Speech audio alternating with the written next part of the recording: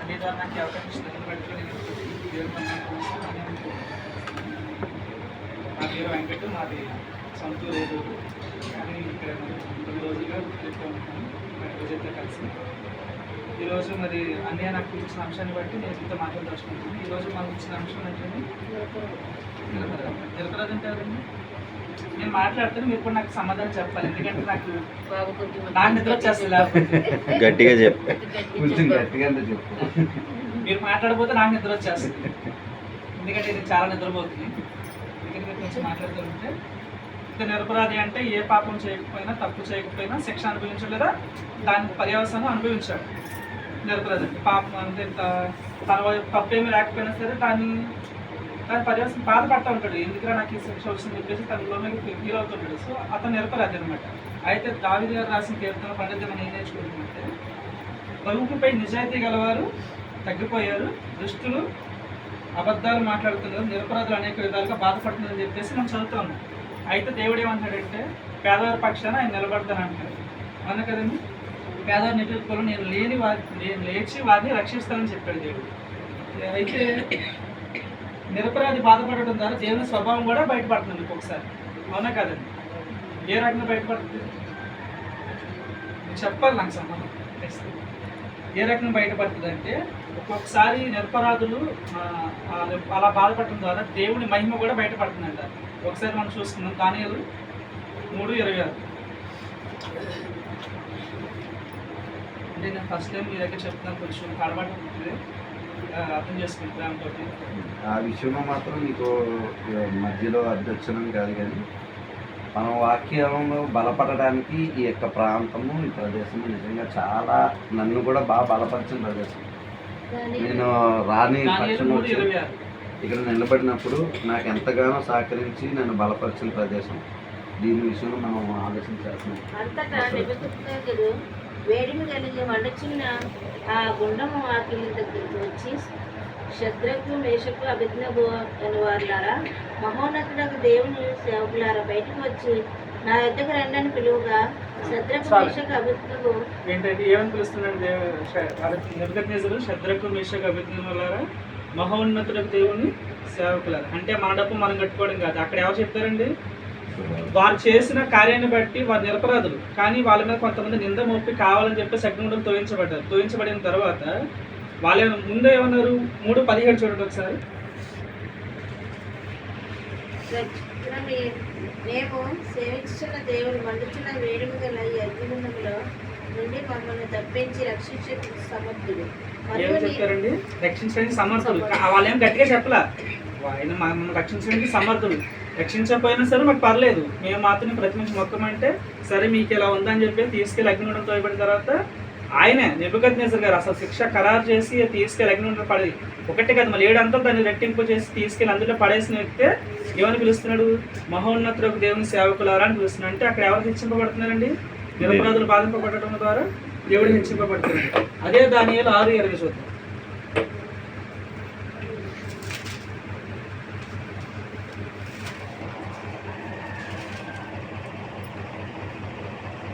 అతడు గృహ దగ్గరకు రాగానే దుఃఖస్వరంతో దానియేలును పిలిచి, జీవం గల దేవుని సేవకుడైన దానియేలు, నిత్యము నువ్వు సేవించుచున్న నీ దేవుడు నిన్ను రక్షింపగలిగిన అని.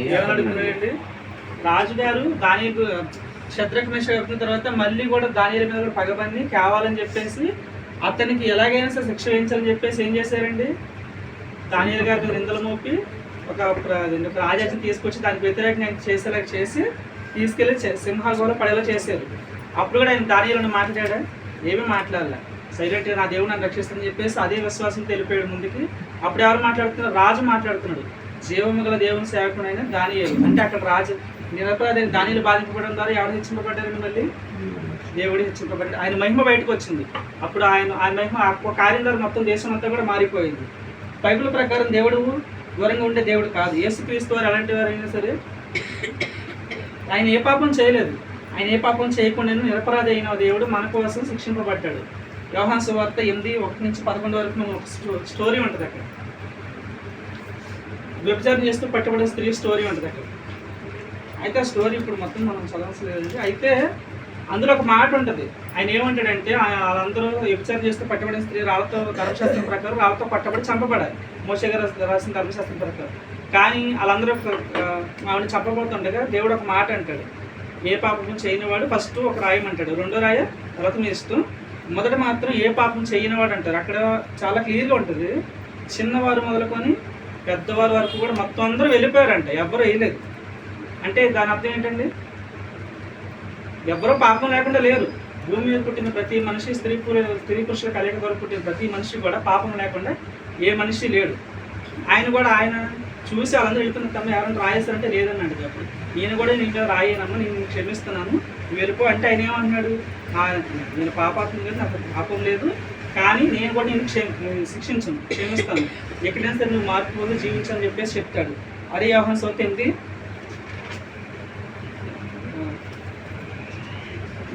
చూడండి ఒకసారి.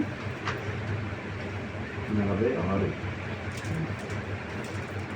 నా యందు పాపం ఉన్నదని మీలో ఎవరు స్థాపించలేదు. చూసారండి, దేవుడు సవాలు విసురుతున్నాడు, నా ఎందుకు పాపం ఉన్నదని మీరు ఆడని స్థాపించగలరా? అసలు ఆయన ఏ పాపం లేదు. ఆయన పుట్టడమే పరిశుద్ధంగా పుట్టాడు, అందరిలా పుట్టాడు, స్త్రీ పురుషులందరికీ పుట్టలేదు. కానీ నిరపరాధైన దేవుడు మన కోసం శిక్షించబడ్డాడు శిలువలో. ఇప్పుడు మనం ఈ శిలువ ధ్యానం గురించి ఎందుకు చేసుకుంటున్నామండి? ఆయన చనిపోయాడు, తిరిగి లేచని చెప్పేసి మనం శిలువ ధ్యానం గురించి చేసుకుంటాం, మన కోసం శ్రమ పడ్డాడు, శోధన సహించని చెప్పేసి. కానీ ఒక నిరపరాధైన దేవుడు పొత్తి పిలాతు గారు కూడా శిక్షించడానికి తీసుకెళ్ళినప్పుడు ఆయన కూడా ఒక మాట అన్నాడు, ఏమని, ఈయనందు నాకు ఏ దోషమో కనబడలేదని చెప్పేసి అంటున్నాడు. ఈయనందు నాకు ఏ దోషమో కనబడలేదు, కానీ మీ అందరూ కోరుకుంటున్నారు కాబట్టి నేను సిలువేస్తానని చెప్పేసి సిలువేస్తాడు ఆయన. కానీ ఆయన ఈ దోషం నాకు అంటపోదని చెప్పేసి ఆయన చేతులు కడిగేసుకున్నాడు, ఒక పాత్ర తీసుకొని చేతులు కడుక్కుంటుంది. చేతులు కడిగేసుకున్నప్పుడు ఈయన నాకు ఏ దోషం, గవర్నర్ చెప్తున్నాడు, ఈయన నాకు ఏ పాపం కనిపించలేదు, ఈయన పాపాత్మ కాదు, నిరపరాధి అని చెప్పేసి ఆయన చేతులు కడిగేసుకున్నాడు. కానీ అలా అప్పుడున్న జనమందరూ కూడా ఆయనకు వ్యతిరేకంగా మారిపోయి ఈయన శిక్షించాలి, శిక్షించని చెప్పేసి సిలువేయాలని చెప్పేసి అందరూ కోరుకున్నారు. ఆ రకంగానే సరే ఈ పాపం నాకు అంటపోదని చెప్పేసి ఆయన చేతులు కడిగేసుకుని ఆయన సిలువేయబడ్డాడు. తర్వాత అసలు నిరపరాధైన దేవుడు ఎందుకు శిక్షించబడాలి? నేను ఒక క్వశ్చన్ అడుగుతుంది, ఆయన నిరపరాధి, ఏ పాపం లేదు అందరికి తెలుసది. ఆయన పాపం లేకుండా శిలువలో మరణించాడు, తిరిగి లేచని చెప్పేసి మనం అందరం నమ్ముతున్నాం. అసలు ఎందుకు శిక్షించబడాలి? ఎందుకు శిక్షించబడాలి నిరపరాధైన దేవుడు? అసలు అపరాధం చేసింది మనము, పాపం చేసింది మనము, అసలు ఎందుకు శిక్షించబడాలి ఆయన? అయితే ఇక్కడ ఏంటంటే అన్ని గ్రంథాలు కూడా, సకల వేదాల సారాంశం, సకల మతాల సారాంశం అన్నిటికి కూడా పాపానికి ఖచ్చితంగా ప్రాయశ్చిత్తం జరగాలి. రక్తం ప్రోక్షించబడితేనే పాప ప్రక్షాళన జరుగుతుందని చెప్పేసి అన్ని మతాల, అన్ని గ్రంథాల సారాంశం అది. మన భారతదేశంలో 4 వేదాలు, 108 ఉపనిషత్తులు, 2 వేదాలు చాలా ఉన్నాయి, 18 ఇతిహాసాలు ఉన్నాయి, రామాయణం ఉంది, భగవద్గీత ఉంది. వీటన్నిటి సారాంశం ఏంటంటే బైబిలే కానీ కొనని పాపం జరిగిన చోట ఖచ్చితంగా రక్తం ప్రోక్షించబడాలి. ఆ రక్తం ప్రోక్షించబడితేనే దానికి ప్రక్షాళన జరుగుతుంది. కానీ ఆ రక్తం ఎలాంటిది ఉండాలి? పుణ్యాత్మైన రక్తం అయి ఉండాలి. సర్వపాప పరిహారం రక్త ప్రోక్షణ ఆవశ్యకం, తద్రక్త పరమాత్మైన పుణ్యదాన బలియాలి. సకల పాపం పోవాలంటే, సర్వమానవాళి పాపం పోవాలంటే సర్వశక్తిని దేవుడు రక్తం కావాలి. అది ఎలాంటి రక్తం ఉండాలి? పాపం లేనివాడు, నిష్కలంకమైనది, అమూల్యమైనది. అసలు ఏ విధంగానూ పాపం, జన్మతః పాపం లేకుండా ఉండాలి, కర్మతః పాపం లేకుండా ఉండాలి. అలాంటి పాపం లేనివాడే యేసుక్రీస్తు. అయితే అసలు ఆయన శిక్షించడానికి అసలు ఆ రూల్ పాస్ చేసింది ఎవరు? ఆదికాండం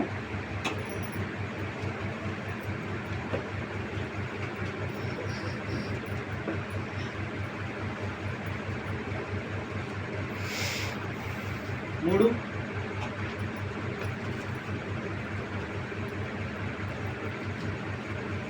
22, ఆదికాండం 2:17 చూడండి ఒకసారి. అయితే మంచి చెట్టును తెలియనిచ్చు వృక్ష ఫలములను తినకూడదు, నీవు వాటిని తినదినం నా నిశ్చయముగా చచ్చదనని నరునికి ఆజ్ఞాపించు. ఏమని చెప్తున్నాడు దేవుడు? ఆ వృక్ష ఫలం తిన్న వెంటనే చచ్చదని చెప్పేసి దేవుడు చెప్తుంది. ఆల్రెడీ ఆదం గారికి చెప్పాడు ఆ మాట. అంటే దాని అర్థం ఏంటి? దేవుడు అక్కడ మరణ శాసనం రాసాడు ఆల్రెడీ. ఆ మరణ శాసనం రాసేసిన తర్వాత సాతాను చేత మోసగించబడి అవ్వగారు ద్వారా ఆదం గారు ఇలా పాపం వచ్చేసింది. తర్వాత ఏదో నుంచి బయటకు వచ్చారు. అక్కడ రాయబడిన మరణ శాసనం ఇలా పాస్ అవుతూ వచ్చింది. హెబ్రీ 9:15-16.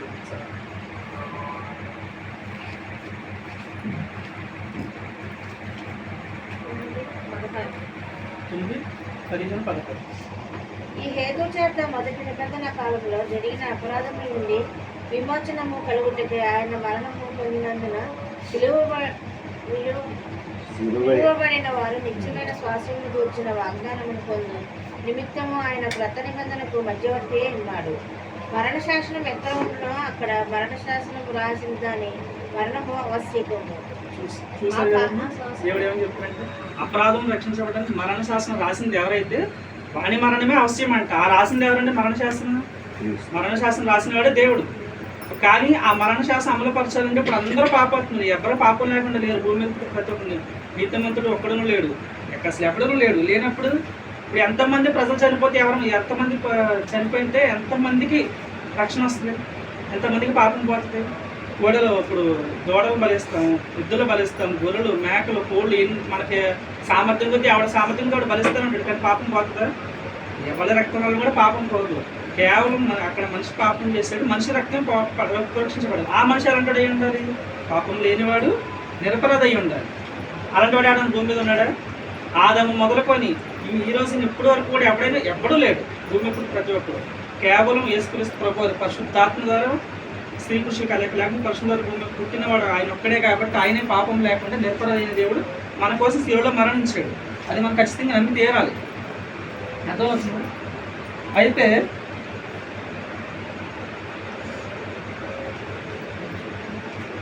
అలాగా ఇప్పుడు మనం చేయాల్సిన పని ఏంటి? ఇప్పుడు ఈ విషయం అందరికీ తెలుసు. దేవుడు మన కోసం శిలువలో మరణించాడు, తిరిగి లేచాడు, ఆయన పాపం లేనివాడు, నిరపరాధని చెప్పేసి మన అందరికీ తెలుసు. కానీ ఇప్పుడు మనం చేసిన పని ఏంటి? ఇప్పుడు మనం ఏం చేయాలి?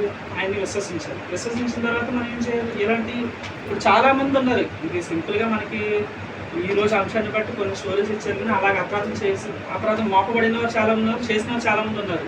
ఇప్పుడు శత్రుఘ్న మేషక్ స్టోరీలోనే వాళ్ళని ప్రోత్సహించిన వ్యక్తులు అగ్నిగుండంలో తోయబడ్డారు. దానియేలు స్టోరీలో వాళ్ళని ప్రోత్సహించిన వ్యక్తులు అసలు చేసిందేమో ముగ్గురే, కొంతమంది ఇది అధిపతులు. కానీ దాని శిక్ష ఎవరు భరించారండి? మొత్తం కుటుంబం చిన్నపిల్లలు మొదలుకొని పెద్దవాళ్ళు కూడా మొత్తం అందరూ సింహాలు కూడా తోయబడ్డారు. వాళ్ళు ఆ గేట్ కూడా దాటక ముందే వెహికల్స్ అయితే నుంచి చేసేసింది సింహాలు. దానియేలు ఏం చేసినాయా? ఎందుకని? దానియేలు దేవుని కోసం నిలబడ్డాడు, నిలబడదు. అందుకే దేవుడు అతను సహాయం చేశాడు. అయితే ఇప్పుడు మనం చేసిన పని ఏంటంటే దేవుని ఎంత పశ్చాత్తాపడిన తర్వాత ఇప్పుడు వాక్యం నేను చెప్పినా కానీ అన్నీ చెప్పినా కానీ ఇంకెవరు చెప్పినా కానీ మీకు నచ్చినట్టుగా వాక్యం ఏమని చెప్తుంది, దేవుడు ఏమని చెప్తున్నాడు, వాక్యం బైబిల్ ఎలా రాయబడింది, అది వాక్యానుసారం ఉందో లేదని చెప్పేసి దాన్ని బట్టి విశ్వసించి మనం దాన్ని తీసుకోవాలి. తీసుకున్న తర్వాత పశ్చాత్తాపడి దేవుని సహవాసం చేయాలి. ఇప్పుడు అలాగే కొంతమంది ఇప్పుడు కొన్ని సంఘాలకు వెళ్తూ ఉంటారు. నాకు ఈ వాక్యం నచ్చట్లేదు, నా ప్రతిసారి నన్ను తిట్టినట్టే మాట్లాడుతున్నాను, కొట్టినట్టే మాట్లాడుతున్నారు. కొన్నిసార్లు ఏమవుతుందంటే వాక్యం దేవుడు మాట్లాడుతున్నప్పుడు అసలు జనరల్గా అర్థం వాక్యం అంటే ఏంటి? వాడిని రెండంచెలకు అర్థం ప్లస్ అర్థం ఇప్పుడు మనం ఉంచుంటే మనకి ఎలా చూపిస్తుందో అలాగే వాక్యం మనతో మాట్లాడుతున్నప్పుడు మన పాపలు కూడా మనకు కనిపిస్తూ ఉంటాయి. అలాంటప్పుడు ఏం చేస్తారంటే ఇప్పుడు మనం చేసిన పని అంటే దేవుడు అలా ఈ పాపం ఉన్నది కదా అని చెప్పేసి మనకి మనం రియలైజ్ అయ్యి ఈ పాపం దేవా నేను క్షమించి నేను తెలియక ఈ పాపం చేసి చెప్పేసి అక్కడితో వదిలేసారు పశ్చాత్తాపం. కానీ మనం ఏం చేస్తాం? మనిషి నైజం ఏంటంటే లేదా నేను పాస్టర్ అన్నీ ఎక్కిరిస్తున్నారు, కావాలని నాతో మాట్లాడుతున్నాడు, ఈయన నీకు ఈ చర్చకి అని చెప్పేసి మనం అనుకుంటాం. అలా అనుకుని పక్క వెళ్ళిపోవడం ఇప్పుడు నష్టపోతే ఎవరండి? మనమే నష్టపోతున్నాం. అయితే మనం ఏం చేయాలంటే అలా నష్టపోకుండా అసలు వాక్యం ఏం చెప్తుంది, వాక్యం ఉన్న దేవుడు మనతో మాట్లాడుతున్నప్పుడు మనం ఎందుకు మనకి ఈ పాపం కనిపిస్తుంది అంటే ఈ పాపం దేవుడికి నాకు అడ్డుగా ఉందా ఏంటని చెప్పేసి మనం ఆలోచించుకొని ఆ విషయం దేవునితో ఏకాంతంగా మాట్లాడి ఒప్పుకోవాలి. ఒప్పుకున్న తర్వాత అక్కడితో వదిలేసేసి ముందుకు సాగాలి. ముందుకు సాగిన తర్వాత కొన్నిసార్లు ఏమవుతుందంటే వాక్యం దేవుడు మనతో మాట్లాడుతున్నప్పుడు ఈ రోజుల్లో చాలామంది అబద్ధ బతుకున్నారు.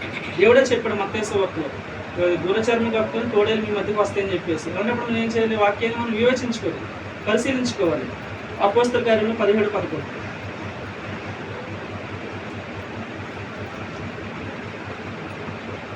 మీరు దశలోనికిలో ఉన్న వారికంటే గనులైంది కనుక ఆసక్తితో వాక్యమును అంగీకరించి పౌలును శీలయును చెప్పిన సంగతులు ఆరాధనలు లేవు అని ప్రతిదినము లేఖనము పరిశోధించు వచ్చింది.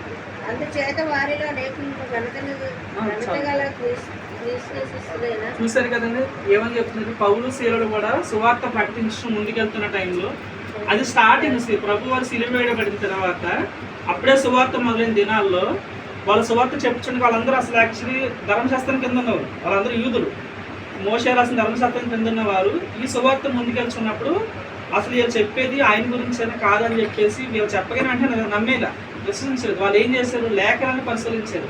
ఇప్పుడు లేఖనాన్ని పరిశీలించి పరిశోధించి ఓహో ఈయన చెప్పేది నిజమే, లేఖనాల ఆధారంగా ఈయనే దేవుడు అని చెప్పేసి అప్పుడు యేసుక్రీస్తు అని అంగీకరించారు. ఇప్పుడు మనం అలా చేస్తున్నామో లేదు, మనకు నచ్చిన వాక్యం ఉంటే వెళ్ళిపోతున్నాం, లేకపోతే మానేస్తున్నాం.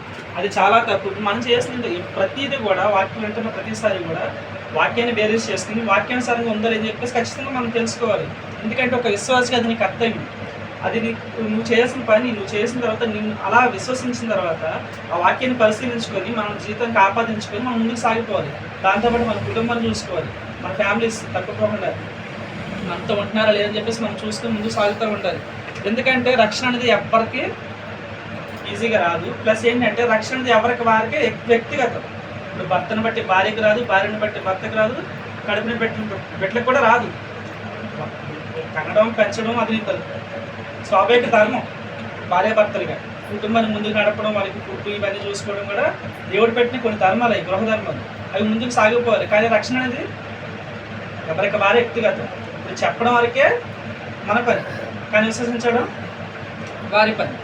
ఎందుకంటే దేవుడు చాలా క్లియర్గా చెప్తున్నాడు, మనిషికి వివేచన ఇచ్చాడు, జ్ఞానం ఇచ్చాడు, ఆలోచించే శక్తి ఇచ్చాడు. ఇప్పుడు మనం ఒక చోటకి వెళ్ళినప్పుడు ఒక చోట బిర్యానీ ఉంటుంది, ఒక చోట పులిహోర ఉన్నప్పుడు, రెండు ఉన్నప్పుడు అది ఏదో బాగుందని చెప్పేసి మనం ఏం చేయాలి, టేస్ట్ చేసి తిని చెప్పగలం. అలాగే దేవుడు కూడా రెండు మార్గాలను మన ముందు పెట్టి మీరు చూసుకుంటారు బాబు అని చెప్పేసి మన చేతికి వదిలేశాడు. మనం ఏం చేయాలంటే వాటిని చూసుకోవాలి. ఇప్పుడు మనిషికి ఇప్పుడు భూమి మీద చాలా రకాల జంతువులు ఉన్నాయి, కొన్ని వేల రకాలు ఉన్నాయి మనకి తెలియదు. ఇప్పుడు మనకు కనిపించే కొన్ని మన భారతదేశంలో, కానీ ఇతర దేశాల్లో ఇప్పుడు మనం టీవీలో చూస్తూ ఉంటాం, సముద్రంలో రకరకాలుగా చూపిస్తున్నారు కూడా. ఇవన్నీ ఇన్ని రకాలుగా ఉన్నా కానీ ఇప్పుడు అమాంతంగా మనకు మనిషిని మింగేయాల అనకొండలు కూడా ఉన్నాయి. వాటికి ఆత్మ ఉందా? లేదు. వాటికి ఆలోచన ఉందా? లేదు. అక్కడ మేబీ మనిషి వాటితో సహవాసం చేసి వాటికి మచ్చి చేసుకుంటే ఆ మనిషికి అలవాటు అవుతుంది. ఇప్పుడు మన ఇంట్లో పెంపుడు కుక్కలు అలాగే అలవాటు అవుతాయి తప్ప వాటికి మనకున్నంత జ్ఞానం ఉందా? లేదు. మనకున్నంత ఆలోచన కూడా ఉండదు. ఇప్పుడు మనం పెంచుకుంటే మనకు అలవాటు పడి మన మాట వింటాయి, లేకపోతే లేదు. అంతేగాని వాటికి ఆత్మ లేదు, ఆలోచన లేదు. కానీ వీటన్నిటికంటే మనిషి చాలా మిక్కిలే దేవుడు హెచ్చించుకున్నాడు మనిషిని. ఎందుకంటే తనంతట తాను భూమి మీదకి దిగి తన సొంతమైన చేతితో మట్టిని పిసికి మనిషిని తయారు చేసి దేవుడు జీవాత్మే మనలో ఊదాడు. దేవుని జీవాత్మ మనలో ఊది మనకేం చేశాడు, ఆలోచన ఇచ్చాడు, వివేచన ఇచ్చాడు, మన పంచేటలు తెలుసుకుని గ్రహింపించాడు. ఇప్పుడు మనకి బాధ ఇచ్చాడు, ఎమోషన్స్ ఇచ్చాడు, ప్రేమ, సంతోషం, ఆనందం, ఇలాగ మన మనిషికి అన్నీ ఇచ్చాడు. వీటన్నీ ఇచ్చి రే బాబు నేను మీ ముందు 2 దారులు పెడతాను, మంచి చేయడు, నీకు నచ్చిన నువ్వు చేసుకోరా బాబు అని చెప్పేసి మనకే వదిలేసుకోండి. ఇప్పుడు మనం ఏం చేయాలి, ఇవన్నీ తెలుసుకొని నిరపరాధైన దేవుడు మన కోసం ఎలా శిక్షించబడడం కూడా తెలుసుకొని మన వాక్యాన్ని అనుసరించి వాక్యాన్ని అంగీకరించి విశ్వాసంలో ముందుకు సాగిపోవాలి. దేవుడు చెప్తున్నాడు. ఎందుకంటే మనిషికి భూమి మీద ఉన్నంతసేపు కూడా ఎలాగైనా జీవించవచ్చు, కానీ దాని తర్వాత ఆత్మకి చావులేదు. దాని పర్యవసానం ఎక్కడ ఉంటుంది? భూమి మీద మనిషి చేసే ప్రతి క్రియ కూడా పర్యవసానం ఎక్కడ ఉంటుంది? మరణం తర్వాత. అది పరదేశంలో కావచ్చు, నరకంలో కావచ్చు, ఇంకెక్కడైనా కావచ్చు, దేవుడు ఎక్కడ పెడితే అక్కడ. కానీ ఈ దేవుడు పెట్టిన ఆత్మ ఈ శరీరంలో భూమి మీద ఉన్నంతసేపే మనిషికి అవకాశం. ఏమని? నరకం కోరుకుంటావా, పరలోకం కోరుకుంటావా, ఏదన్నా కోరుకుంటావా, ఏదన్నా చెయ్యి. ఏదేమైనా సరే ఈ ఆత్మ ఈ శరీరంలో ఉన్నంతసేపే నీకు అవకాశం. దాని తర్వాత ధనవంతుడు లాజరు స్టోరీ ఎగ్జాంపుల్ మనకి. ఆయన అంటాడు, అబ్రహామా ఆ ఎందుకు కనికరపడి వేలి కొనలు చొప్పున ఒక చుక్కనే ఏమని చెప్పేసి. మన అక్కడ అవకాశం లేదు. ఇప్పుడు వాళ్ళు పక్కన ఉన్నట్టు అనిపించినా కానీ మధ్యలో పెద్ద అగాధం ఉందంట. చనిపోయిన తర్వాత మనం ఎవ్వరేం చేయలేము. ఆయన అంటాడు, ప్రభు నేను నాలాగే నేను నశించిపోయిన, అలాగే నా బంధుమిత్రులు ఉన్నారు, అన్నదమ్ములు ఉన్నారు, వాళ్ళందరికీ కూడా రక్షణ వాళ్ళకి కనివింపు కలిగి నన్ను ఒక్కసారి భూమి మీద పంపించేవారు. బాబు నువ్వు భూమి మీద ఉండి నీకు అవకాశం నువ్వు కోల్పోయావు, మనసు వస్తే చనిపోయిన తర్వాత నీకు అవకాశం లేదు, నువ్వు తీసుకుంటే దాన్ని ఎవడేం చేయలేడు అసలు అని చెప్పేసి దేవుడు చాలా క్లియర్గా చెప్పాడు. ఇప్పుడు మనిషికి ఏదైనా సరే భూమి మీద ఉండగానే చాయిస్ ఉంది. అది మంచి తీసుకుంటావా, చెడు తీసుకుంటావా, నరకం తీసుకుంటావా, దేవుణ్ణి తీసుకుంటావా, సాతాను తీసుకునేది ఎవరికి ఏమన్నా కానీ చాలా అది మనిషికి దేవుడు ఇచ్చిన అవకాశం. దేవుడు ఆ అవకాశం ఇప్పుడు ఒక భక్తుడు చెప్పిన మాట ఏంటంటే, భూమి మీద బతికొండంగా దేవుని విశ్వసిస్తే ఇంకా నీకు ఆయుష్ ఉందంటే అంటే దేవుడి పని చేయాల్సింది ఏదో ఉంది. లేదు, విశ్వసించిన తర్వాత నువ్వు ఇంకా పాపంలో ఉంటే నీకు మారు మనసు పొందడానికి ఇంకా ఛాన్స్ ఇస్తుంది. లేదు, దేవుడు తెలుసుకోకముందు కూడా నీకు ఆయుష్ ఉందంటే తెలుసుకోవడానికి అవకాశం ఇస్తుంది. తెలుసుకోవడానికి అవకాశం ఇచ్చినప్పుడు నువ్వు తెలుసుకోలేకపోతే అది చాలా ప్రమాదం. ఎందుకంటే జీవము గల దేవుని చేతిలో పడుట అసాధ్యం. ఎందుకంటే దాన్ని ఎవ్వరు తప్పించలేరు. ఇప్పుడు రెండో మరణం, ఇప్పుడు మనం అంత ఈజీగా అనుకుంటున్నాం నరకం అనేది చాలా ఈజీ, సింపుల్గా మనం మాటలో చెప్పేసుకుంటే నరకం అంటే అంత ఈజీ కాదండి. ఎలా ఉంటుందంటే నరకంలో మనిషి ఇలాగే ఉంటాడు. మనిషికి అక్కడ మహిమ శరీరం అంటే శరీరం ఉంటుంది, కానీ అది ఎలా ఉంటుందంటే చూడటానికి శరీరం ఉంటుంది, కానీ అన్ని మనకు మళ్ళీ అవతల విజువల్స్ కూడా కనిపిస్తూ ఉంటాయి. ఆ మనిషి ఇలా నుంచినప్పుడు ఆత్మలో నుంచి సినిమాలో మనం చాలా రకాల పురుగులు చూస్తాం, పురుగులు, జంతువులు. అవన్నీ ఏం చేస్తాయంటే మనిషి శరీరం నుంచి ఇటువైపు నుంచి అటువైపు నుంచి ఇటువైపు తిరుగుతాయంట. కానీ వాడికి ఏమవదు, ఆ నరకంలో వాడికి ఎప్పటికేమవదు. కానీ వాటి వల్ల కలిగే బాధ ఖచ్చితంగా కలుగుతాడు. మనిషి బాడీలోంచి చీము, నెత్తురు అలా కారుతూనే ఉంటాయంట, దుర్గంధం వస్తుందంట, వాసన. అయినా సరే వాడి శరీరం మాత్రం ఏమవదు, కానీ దానివల్ల కలిగే బాధ మాత్రం, ఆ నొప్పి ఖచ్చితంగా వాడు తెలుస్తుందంట. ఆ వేదంతో అసలు పండ్లు కొరుకుండా అరుస్తూ ఉంటారంట. అటువంటి నరకంలో పడకుండా దేవుడు ఉండాలని చెప్పేసి, ఆ నరకాన్ని తప్పించాలని చెప్పేసి ఈ రోజు నాడు నిన్ను నన్ను కూడా అనుమతించి తప్పించడం కోసం, నీ కోసం నా కోసం నిరపరాధైన దేవుడు భూమి మీదకి వచ్చి శిలువలో మరణించి తిరిగి లేచాడు. ఇదందరూ మనకు తెలిసింది. ఇది ఖచ్చితంగా విశ్వసించాలి. ఎందుకంటే దేవుడు మన కోసం తన రక్తాన్ని క్రయదానంగా ఇచ్చాడు. ఇంకోటి కొన్ని ఎవరికైనా అమ్మేసినప్పుడు వెలిచి కొనుక్కోవడం, లేకపోతే యోసేపు గారిని తన ఆనని అమ్మేసినప్పుడు కొనుక్కున్నట్టు అలా కూడా కొనుక్కోలేదు. దేవుడు తన స్వరక్తం ఇచ్చి, తన సొంత రక్తం ఇచ్చి శిలువలో మరణించినప్పుడు ఒక చుక్క రక్తం కూడా లేదు. అంత రక్తాన్ని తన దేవుడు ఒక మనిషిగా పుట్టి 100% దేవుడిగా ఉన్నాడు, 100% మనిషిగా ఉన్నాడు. 100% మనిషిగా ఉండి దేవుడిగా ఉండి కూడా ఆయన ఎప్పుడు కూడా దేవుడిగా ఉండి దాన్ని ఉపయోగించుకోలేదు. నేను మనిషిగా పుట్టాను, మనిషి కోసం పుట్టాను, మనిషిగా చనిపోవడం కోసం పుట్టినప్పుడు నాకు ఇదంతా ఎందుకు అని చెప్పేసి మనిషి కోసం శిలువలో దాన్ని అలాగా ఎంతవరకు సహించగలడు అంతకంటే ఎక్కువగా సహించాడు. మనిషి భరించినంత వేదన సహించాడు. వేదన సహించి శిలువలో మరణించి చివరి రక్త పొట్టు వరకు కూడా భూమి మీద కాల్చాడు. అది ఎవరి కోసం అండి? మన కోసం, నీ కోసం, నా కోసం శిలువలో మరణించి తిరిగి వచ్చిన దేవుడు ఆయన. అలాంటి దేవుని మనం ఏం చేయాలి? విశ్వసించాలి. విశ్వసించిన తర్వాత ఖచ్చితంగా వాక్యానుసారంగా జీవించాలి, ఆత్మను కాపాడుకోవాలి. ఎందుకంటే ఈ రోజు నాడు ఈ ఆత్మను కాపాడుకోలేకపోతే రేపటి రోజు బాధపడే వ్యక్తులు కూడా మనమే. చాలా దారుణమైన పరిస్థితి. మన నరకం అంటే అంత ఈజీ కాదు, చదివేసుకుంటాం అంతే. దేవుడు అసలు ఏ పాపము లేకుండా, ఇప్పుడు మనం చాలామంది మనం అనుకుంటూ ఉంటాం నిత్యము వేలాలతో కొనియాడపడుచున్న దేవుడు, బంగారు వీధిలో తిరిగే దేవుడు, పర్లోక రాజ్యం అంటే బంగారు వీధులు అని మనతో అనుకుంటాం. 12 గుమ్మలు, దానికి ఒక్కొక్క గుమ్మం 12 రకాల వైడూర్యాలు, వజ్ర వైడూర్యాలతో నిలబడి అంతా వదిలేసుకుని భూమి మీదకి ఎందుకు వచ్చాడు? కేవలం నిన్ను నన్ను రక్షించడం కోసం. ఆ రక్షణ సువార్త మనం ఏం చేయాలంటే మనం అంగీకరించాలి. ఖచ్చితంగా అంగీకరించి దేవుడు నా కోసం భూమి మీద తిరిగి వచ్చని చెప్పేసి, మన పాపాల కోసం చనిపోయి తిరిగి లేచని చెప్పి విశ్వసించి బాప్తిసం తీసుకుని విశ్వాస జీవితాన్ని కాపాడుకొని ముందుకు సాగిపోవాలి. ఎందుకంటే రక్షణ అంత ఈజీగా వచ్చాడు కదా, కేవలం ఆయన కృపను బట్టి మనకు అనుగ్రహించబడింది. ఒక నిరపరాధైన దేవుడు ఎందుకు చనిపోయాడంటే కేవలం మన కోసం చనిపోయాడు, నీ కోసం నా కోసం చెప్పేసి. నిరపరాధి అయినవాడు, అసలు ఏ పాపం లేనివాడు, అసలు తన నోటి మాట చేత కూడా ఏ పాపం లేదు. దేవుడు సవాలు ఇస్తున్నాడు, ఆయనతో ఏమైనా పాపం ఉంది ఎవరైనా స్థాపించగలరా అంటున్నాడు. ఎవడు మాట్లాడలేడు. ఎందుకంటే ఆయన ఏ పాపం లేదు, ఆయన నీతిమంతుడు, దోషరహితుడు. ఏబులో ఒక మాట ఉంటుంది, పాప సహితులు అంటే పాపధర్మతులు వచ్చినాయి అంత మేలు అని చెప్పేసి. అదే మాట దేవుడు ఇక్కడ వచ్చి చూపించాడు మనకి. ఆది కాండంలో రాయబడిన మరణశాసనం హెబ్రీలోకి వచ్చింది. అక్కడి నుంచి రాయబడిన మరణశాసనం ఎవరు తీసుకొచ్చారంటే దేవుడు తీసుకొచ్చి, ఆ మరణశాసనం అమలు పరచాలంటే పవిత్రుడే ఉండాలి. కాబట్టి ఆయన చనిపోయి తిరిగి లేచి పాపం లేకుండా తిరిగి లేచి తనందు మనకి దాన్ని రుజువు చేసుకున్నాడు. పునరుద్ధరణ కూడా ఖచ్చితంగా ఉంటుందా బాబు అని చెప్పేసి తిరిగి లేచిన తర్వాత 40 రోజులు అందరికి కనిపించి, అందరికి మళ్ళీ చనిపోయి లేచిన తర్వాత కూడా వాక్యం చెప్పి ఆయన ఏందో తిప్పుకొని పరలోకానికి వెళ్ళిపోయాడు. పరలోకానికి వెళ్ళిపోయిన తర్వాత మరి నేను మరలా వస్తాను, మిమ్మల్ని అందరినీ తీసుకెళ్ళి మీకు కొన్ని స్థలాలు సిద్ధపరుస్తున్నాను, అక్కడ మనం కూర్చోబెడతాను చెప్పేసి దేవుడు చెప్తున్నాడు. ఆ వాక్యాన్ని మనం విశ్వసించి నమ్మి ముందుకు సాగుకోవాలి, రక్షణ ముందుకెళ్ళాలి. ఎందుకంటే ఆ రక్షణ లేకపోతే మనిషి అనేవాడు జస్ట్, ఇప్పుడు చాలామంది అనుకుంటారు, అసలు హిందూస్ చాలామంది అనుకుంటారు వాళ్ళు ఏ తప్పు చేయరు. వాళ్ళకి తెలిసిన ధర్మాన్ని బట్టి ముందుకు వెళ్ళిపోతూ దాన ధర్మాలు చేసుకుంటూ మంచి అంటే లేని వారికి మంచి భోజనం బొట్టాయి ఇచ్చుకుంటూ ముందుకు వెళ్ళిపోతూ ఉంటారు. కానీ అవన్నీ వాళ్ళు రక్షిస్తే రక్షించు. అసలు ఎందుకు రక్షించాలంటే ఇప్పుడు వాళ్ళకి మనకి కూడా తెలిసిన విషయం అంటే మన ఇప్పుడు భారతదేశంలో ఎక్కువ 3 మతాలు ఉన్నాయి. ముస్లిం, అదేంటి ఇస్లాం మతం ఒకటి, హిందూ మతం ఒకటి, క్రిస్టియానిటీ ఒకటి. ఈ 3 ఉన్నప్పుడు మనం ఏం చేయాలి? మూడింటిని కూడా ఒకసారి వెరిఫై చేసుకొని అసలు నిజమైన దేవుడు అని చెప్పేసి తెలుసుకోవాలి. అలా తెలుసుకోవడం కూడా తప్పే. ఎందుకంటే భూమి మీద నీకు ఆశ ఉంది. ఇప్పుడు ఖచ్చితంగా ఎవరో ఒకరు మన పక్కన వ్యక్తులే మాట్లాడుకుంటారు, అరే పలానా దేవుడు గొప్ప అంటారు అని చెప్పేసి. ఇప్పుడు మన క్రిస్టియన్స్ పక్కన హిందూస్ మాట్లాడుకుంటారు, ఆ దేవుడి దగ్గరికి దేవుడు చేస్తాం, ఈ దేవుడి దగ్గర, అవన్నీ మనం వింటాం. వినేసి మనం ఏం చేస్తాం? వాళ్ళంతా ఉత్తి మాట్లాడుకుంటున్నారు, లేదు అలాంటి దేవుడు కాదు, మన దేవుడు గొప్ప చేసి మనం అనేసుకుంటాం. కానీ మనం ఏం చేస్తాం? అసలు నిజంగా మనం క్రైస్తవులతో మనం చేసిన పని ఏంటి?